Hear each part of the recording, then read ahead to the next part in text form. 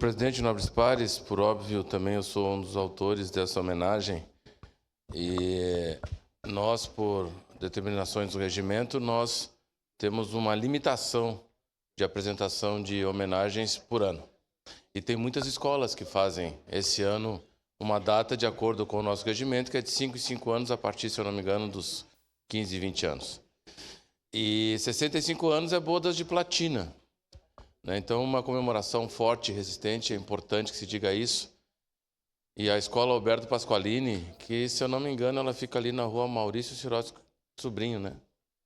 É ali, né? É só a localidade, eu sei onde ela é, mas a rua.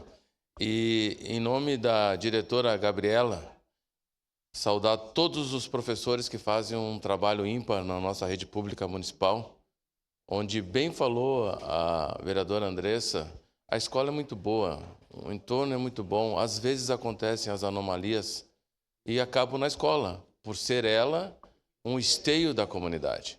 Então a gente tem que valorizar mais aquilo que é bom do que dá, muitas vezes, uma noção de coisa ruim que acontece que é peculiar, né, num determinado momento. Então, em nome da Gabriela, saudar todos os professores, os trabalhadores que lá estão também, serviçais, e no nome da Lívia, que vai estar aqui conosco, no Vereador por um Dia, foi minha vereadora sombra, todos os alunos que já passaram, os que estão aí, os que virão na Escola Alberto Pasqualini, e parabenizar a Vossa Excelência, vereadora Andressa, por essa lembrança.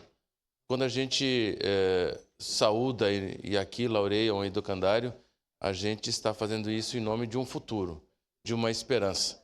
E eu fico muito feliz de ter tido a oportunidade de ter sido convidado para assinar esse requerimento. Por óbvio, votarei favorável. Obrigado, vereador Edson da Rosa.